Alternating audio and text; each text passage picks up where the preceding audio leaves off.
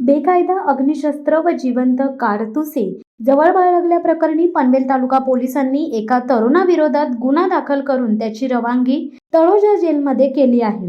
आरोपी रजनीश राज सत्येंद्र कुंवर सिंग राहणार India bulls याच्याकडे सिल्वर रंगाचे लोखंडी पिस्टल ज्याची किंमत 50,000 रुपये इतकी आहे, तसेच 4 जिवंत पितळी कारतुसे असा जवळपास 50,800 रुपये किमतीचा ऐवज विनापरवाना मिळून आला आहे।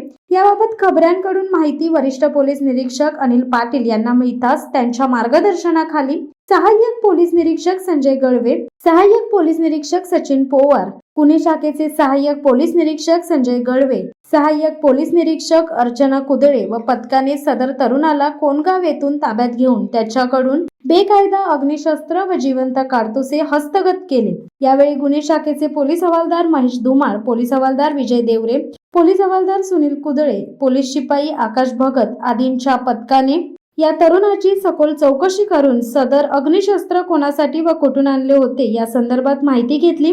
त्याची रवानगी तळोजा जेलमध्ये करण्यात आली आहे। शिवसत्ता टाइम्ससाठी संजय कदम, पनवेल। दे धडक बेधडक वृत्त देणाऱ्या आपल्या शिवसत्ता टाइम्स न्यूज चॅनलला लाल बटन दाबून सबस्क्राईब करा आणि बेल आयकॉनला क्लिक करायला विसरू नका।